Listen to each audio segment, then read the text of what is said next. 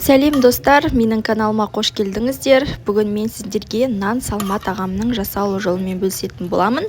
Әр өңірде әртүрлі айтады, кейбір өңірлерде майқамыр, аймаш деп те аталады. Сіздің өңірде қалай аталады, комментарий бөліміне жазыңыз. Ал ендеше бірге дайындайық. Ең алдымен пиязымызды осылай кубиктеп турап алатын боламыз.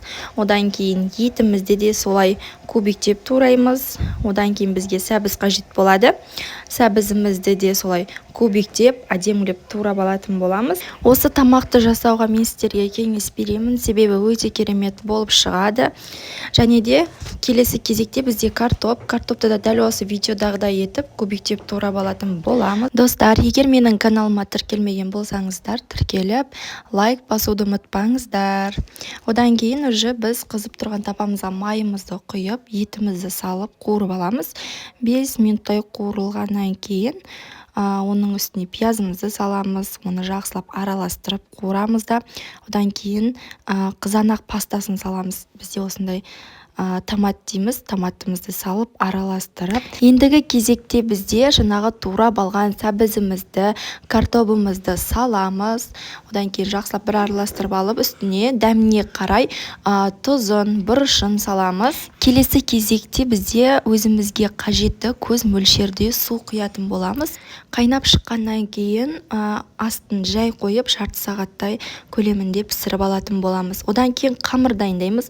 Онымызға бір жұмыртқамызды, тұзымызды салып, су құйып, қатты да емес, жұмсақ та емес, орташа қамыр дайындап алып, 10-15 минутқа демалдырып қоятын боламыз.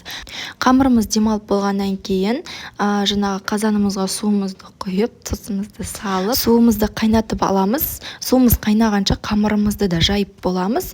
Жаңағы видеода көрсетіліп тұрғандай етіп қамырымызды жаямыз. Осы кезде айта кететін жағдай, менің каналымнан басқа да видео рецепттерді таба аласыздар. Менде күнделікті сіздерге арналған қол жетімді жағдайдағы рецепттермен бөлісемін. Қамырымызды жайып алғаннан кейін ортасынан екіге бөліп аламыз. Яғни бұл бізде кескенге оңай болу үшін, одан кейін міндетті түрде ұн себетін боламыз. Бұл бізде қамыр жабыспау үшін. Одан кейін видеода көрсетілгендей етіп оқтауымызға қамырды орап аламыз. Одан кейін видеода көрсетілгендей етіп жаңағы қамырымызды бір-бірінің үстіне біріктіретін боламыз.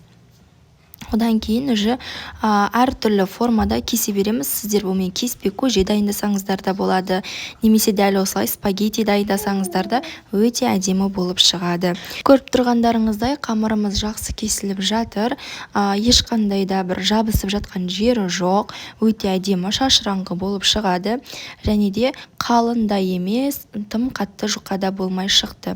Одан кейін келесі кезекте қайнап тұрған суымызға ендігі кезекте қамырларымызды салатын боламыз.